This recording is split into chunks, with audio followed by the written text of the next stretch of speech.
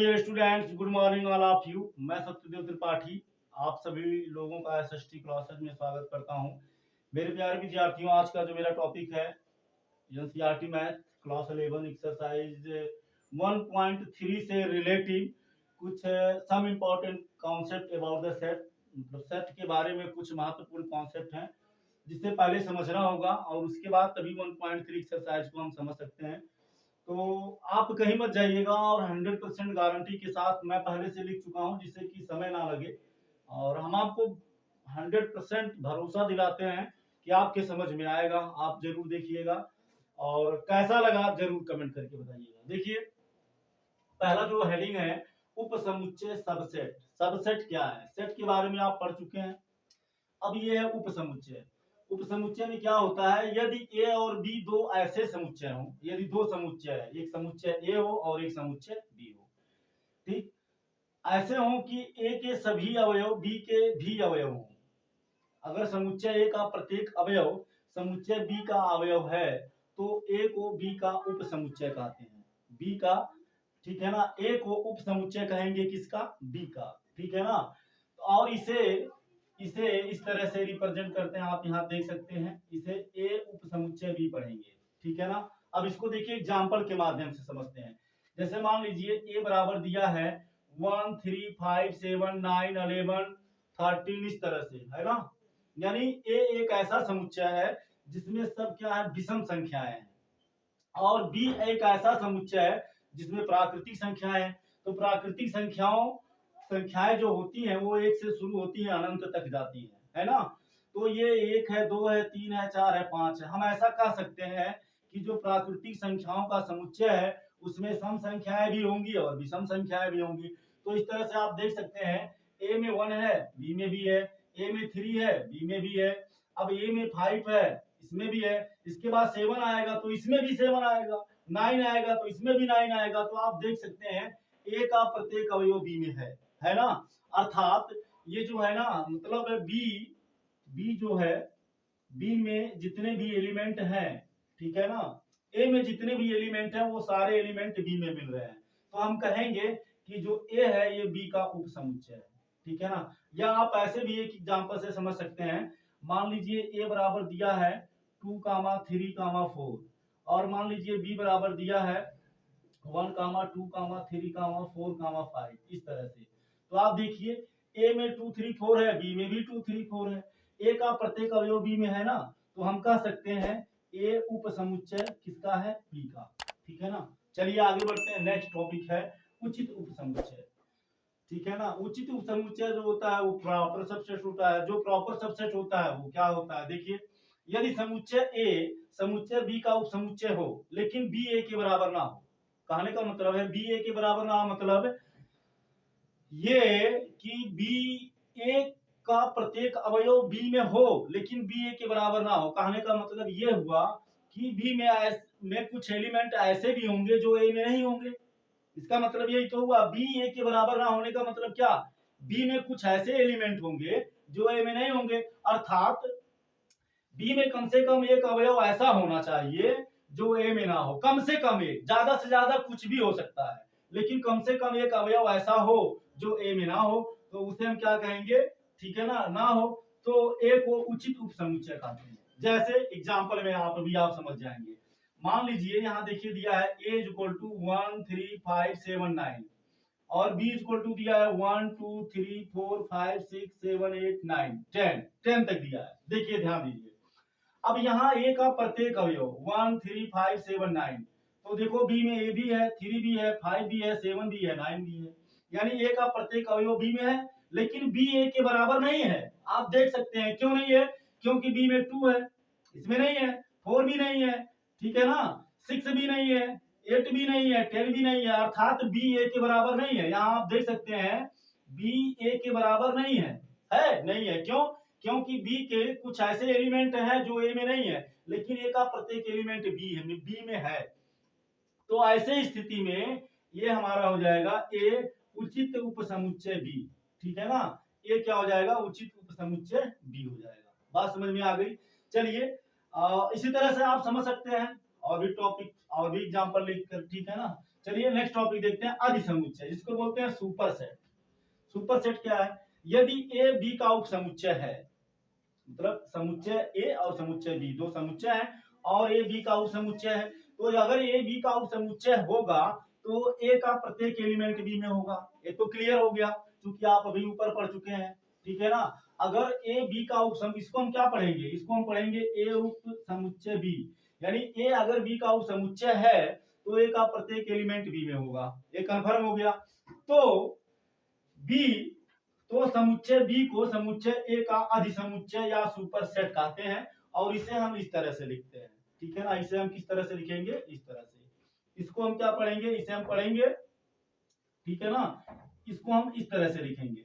समझ में आ गई बात? अब देखो कैसे, इसको इस तरह से देखो, मान लो ए बराबर है 1 3 5 7 5 1 3 5 7 9 11 13 15 17 19 डॉट डॉट। कहने का मतलब ये एक ऐसा समुच्चय है जिसमें सिर्फ विषम संख्याओं का समुच्चय है अनंत तक, और बी एक ऐसा समुच्चय 1 2 3 4 5 6 7 8 9 10 11 12 13 14 15 16 17 18 19 20 21 22, मतलब बी क्या प्राकृतिक संख्याओं का समुच्चय है। अब प्राकृतिक संख्याओं में सम संख्याएं भी आती हैं, विषम संख्याएं भी आती हैं। अब आप देख सकते हैं ए का प्रत्येक अवयव बी में है ना। तो जो बी है ये ए का सुपर सेट होगा, क्योंकि ए बी का उपसमुच्चय हो गया। क्यों हो गया? क्योंकि ए का प्रत्येक अवयव बी में है, तो जब ए का प्रत्येक अवयव बी में है तो ए बी का उपसमुच्चय हो गया, और जो बी है ये ए का सुपर सेट हो गया। क्या हो गया? सुपर सेट, अधिसमुच्चय हो गया।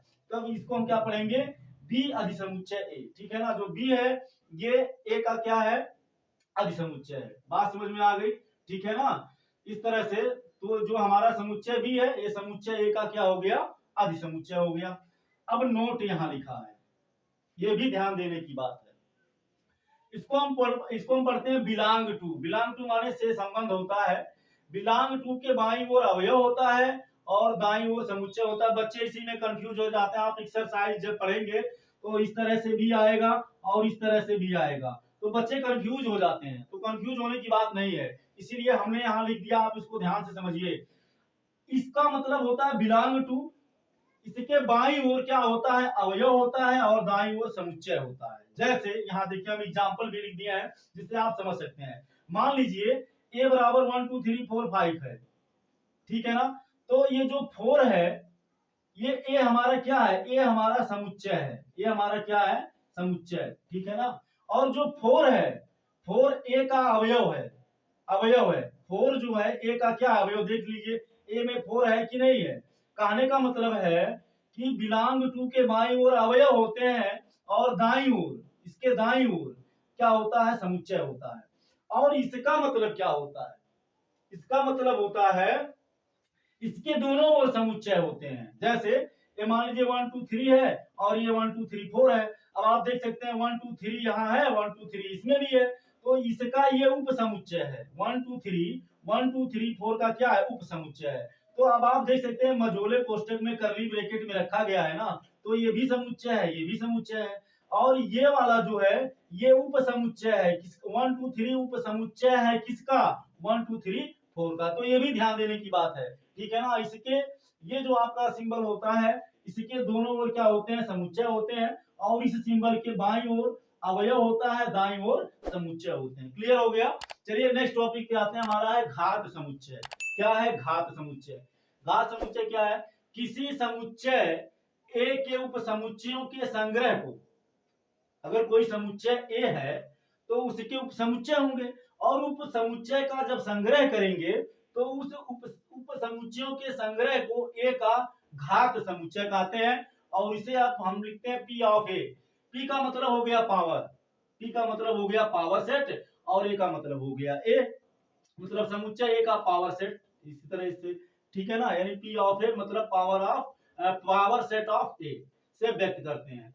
अब इसको आप समझेंगे कैसे, देखो मान लो यदि ए बराबर 1 2 3 है तो इसके समुच्चय कितने होंगे। तो देखो किसी भी समुच्चय का एक रिक्त समुच्चय होता है जिसको हम 5 से व्यक्त करते हैं, तो होगा ही होगा। तो पहले हमने इसको लिख दिया, ठीक। दूसरा क्या होगा, दूसरा क्या होगा, इसको हम बोलते हैं रिक्त समुच्चय। रिक्त समुच्चय होता है सबका सब समुच्चयों में, ठीक है ना। तो ए का एक रिक्त हो गया, ठीक। अभी इसको हम नहीं लगाते हैं, इसको अभी हम नहीं लगाते हैं। तो एक 5 हो गया, एक हमारा 1 हो गया, एक हमारा 2 हो गया, अब एक हमारा 3 हो गया, एक हमारा हो गया 1, 2, एक हमारा हो गया 1, 3, एक हमारा हो गया 2, 3, और एक हमारा हो गया 1, 2, 3। अब ये इस तरह से हमने क्या किया इसको। फिर अब आप देख सकते हैं ये समुच्चयों का समुच्चय है, ये P of A power set है। क्या है, पावर सेट। देखिए ये जो करली ब्रैकेट रखा है ये भी समुच्चय हो गया, समझ में आ रहा है ना। तो कहने का मतलब है ये समुच्चयों, सॉरी, ये समुच्चयों का संग्रह हो गया, ठीक है ना। ये भी हमारा समुच्चय है, ये भी हमारा समुच्चय, ये भी समुच्चय, ये भी समुच्चय, ये भी समुच्चय, और इनको एक साथ रख दिया गया तो ये समुच्चयों का संग्रह हो गया। अब नोट यहाँ देखिए लिखा है n इंटू पी ऑफ ए, मतलब यदि कोई पावर सेट ए है तो उसके कॉर्डिनल नंबर, कॉर्डिनल मतलब घात समुच्चयों की संख्या कितनी होती है, 2 टू दी पावर n होती है। कहने का मतलब है ए में जितने अवयव होंगे, ठीक है ना, ए में जितने अवयव होंगे वही मान होगा n का, यानी n बराबर होगा ए में अवयवों की संख्या, अवयवों अवयवों की संख्या, अवयवों की संख्या। बात समझ में आ गई। जैसे आप यहां से समझ सकते हैं, देखिए यहाँ ए में कितने अवयव हैं, 1, 2, 3, तो इसके कुल कितने पावर सेट होंगे, तो आप ऐसे देख सकते हैं 2 पर पावर 3, n की जगह पर 2 टू दी पावर 3, तो 2 टू दी पावर 3 का मतलब क्या हो जाएगा, 2 इंटू 2 इंटू 2, यही होगा ना 2 टू दी पावर 3 का मतलब। तो हो जाएगा 2 2 जा 4 2 जा 8, तो आप देख सकते हैं 8 आएगा, कितना आएगा 8। तो आप देख सकते हैं 8 है भी, ये 5 हो गया, ये 1 हो गया, 2 और ये 2 हो गया, ये 1 2 3 4 5 6 7 8। इसके बाद पॉसिबल है नहीं है, अगर आप 3, 2 लिख दे रहे हैं तो गड़बड़ हो जाएगा, क्योंकि हम चाहे 3, 2 लिखे या 2, 3 लिखे, दोनों का मतलब सेम होता है। इसको आप पढ़ चुके हैं, क्योंकि सेट में हम एक संख्या को सिर्फ एक ही बार लिखते हैं, इसको आप जान चुके हैं। तो इस तरह से हमारा ये हो गया, ठीक है ना। मान लीजिए यदि किसी में कार्डिनल नंबर, जैसे मान लीजिए दिया है 8, तो उसमें पावर सेट कितने होंगे, मान लो दिया है n p ऑफ ए बराबर, मान लो दिया है 3 नहीं मान लेते हैं 2 दिया है, तो इसके घात समुच्चय कितने होंगे, तो 2 टू दी पावर n। तो अब ये क्या हो जाएगा, ये हो जाए मतलब है इसको हम आसानी से निकाल सकते हैं, 2 पर पावर 2 कर देंगे तो 2 2 जा 4, यानी उप समुच्चयों की घात समुच्चयों की संख्या कितनी हो जाएगी, 4 हो जाएगी, ठीक है ना। चलिए इसके बाद में आ गया समुच्चयों का समुच्चय, ठीक है ना, सेट ऑफ सेट्स, समुच्चयों का समुच्चय। ये क्या होता है, ऐसा समुच्चय जिसके अवयव स्वयं समुच्चय हों, ठीक है ना, ऐसे समुच्चय जिनके अवयव स्वयं समुच्चय हों तो उसे समुच्चयों का समुच्चय कहते हैं, या समुच्चयों का समुच्चय कहलाता है। समुच्चय हो तो उसे हम क्या कहते हैं, समुच्चयों का समुच्चयों का समुच्चय कहलाता है। ऐसा समुच्चय जिसके अवयव स्वयं समुच्चय हो समुच्चयों का समुच्चय कहलाता है। अभी आप एग्जांपल से समझोगे, देखो ए में अवयव है 2, 3, ये खुद ही एक समुच्चय है। देखिए जब आप करली ब्रैकेट लगा दिए और उसमें कोई भी, जैसे यहाँ मान लीजिए आप ए लिख दिए, तो ये खुद एक सेट हो गया, ठीक है ना। तो चूंकि ये जो आप करली ब्रैकेट लगा के मान लीजिए यहाँ लिख दिए A, B, तो ये भी एक सेट हो गया। तो आप देख सकते हैं फिर लास्ट में भी ब्रैकेट लगा है, लास्ट में भी ब्रैकेट लगा, आप देख सकते हैं इधर से भी आपका करली ब्रैकेट है, इधर से भी है, ठीक है ना। तो रोस्टर फॉर्म में है तो 2, 3 खुद एक सेट है। ये देखिए ये भी आपका रोस्टर फॉर्म में 2 है तो ये भी एक सेट हो गया, ये भी रोस्टर फॉर्म में 3, 4 है, मतलब रोस्टर फॉर्म का मतलब करली ब्रैकेट में 3, 4, तो ये भी सेट है, ये भी सेट है, ये भी सेट है। फिर इसको देखिए फिर सेट बना दिया गया, तो ये टोटल एक सेट है, और इसका जो अवयव है 2 3 2 3 4 ये खुद ये क्या है, समुच्चय है। तो इस तरह से ये हमारे क्या हो गया, ये समुच्चयों का समुच्चय हो गया, यानी ऐसा समुच्चय जिसके अवयव स्वयं समुच्चय हो समुच्चयों का समुच्चय कहलाता है। तो ये आपका समुच्चयों का समुच्चय हो गया, ठीक है ना। अब लास्ट में आ गया यूनिवर्सल सेट, समष्टीय समुच्चय, ठीक है ना। इसमें क्या होता है, ये बहुत ही इजी है और सिंपल है, आप आसानी से समझ जाएंगे। देखो क्या है, जब सभी विचाराधीन समुच्चय, विचाराधीन का मतलब जिसमें हम विचार कर रहे होते हैं या विचार करते हैं, ठीक है ना, बात समझ में आई। जब सभी विचाराधीन समुच्चय एक ही समुच्चय यू के उप समुच्चय हो, कहने का मतलब जितने भी सेट दिए गए हैं, जितने भी समुच्चय दिए गए हैं, ठीक है ना, उनका अवयव किसी किसी दूसरे दिए हुए समुच्चय से मिल रहा, प्रत्येक अवयव, दिए गए सभी समुच्चयों का प्रत्येक अवयव अगर किसी समुच्चय में है तो जिस समुच्चय में होगा उसी को हम क्या कहेंगे, समष्टीय समुच्चय या यूनिवर्सल सेट कहेंगे, ठीक है ना। यूनिवर्सल सेट कहने में बड़ा इजी आ रहा है तो इसीलिए यूनिवर्सल सेट ही कहिए, थोड़ा समष्टीय समुच्चय कहने में थोड़ा प्रॉब्लम हो रही है या समय लग रहा है, तो जो इजी लगे वही अच्छा है। आगे आप जाएंगे तो आपको इंग्लिश में ही पढ़ना पड़ेगा, ठीक है ना, तो हम यही चाहेंगे कि आप थोड़ा इंग्लिश का भी प्रैक्टिस करें तो बेहतर होगा, अच्छा होगा। तो आप देख सकते हैं, इसे मान लो u बराबर दिया है 1 2 3, इसको देखो यूनिवर्सल सेट को u से मतलब प्राय रिप्रेजेंट किया जाता है, ठीक है ना। अब देखो क्या है, इसे मान लो दिया है 1 2 3 4 5 डॉट डॉट, कहने का मतलब है इसके बाद 6 आएगा, 7 आएगा, 8 आएगा, 9 आएगा, डॉट डॉट का मतलब क्या है, इसी तरह से। यानी u जो है ये नेचुरल मतलब ये प्राकृतिक संख्याओं का समुच्चय है, और ये बराबर दिया 1 3 5 7 डॉट डॉट, कहने का मतलब ये हमारा विषम संख्याओं का समुच्चय है, और b बराबर दिया 2 4 6 8 डॉट डॉट, मतलब b जो हमारा है सम संख्याओं का समुच्चय है। अब आप इसमें हमने अब ये बराबर दिया 1 3 5 7 डॉट डॉट, तो हम विचार कर रहे हैं क्या है, अरे यार 1 है या उनके बाद 3 है, फिर 5 है, फिर 7 है, फिर 9 आएगा, फिर 11, तो हम विचार कर रहे हैं। तो विचार करने पर ये हमें पता चल रहा है कि ये जो है ये विषम संख्याओं का समुच्चय है।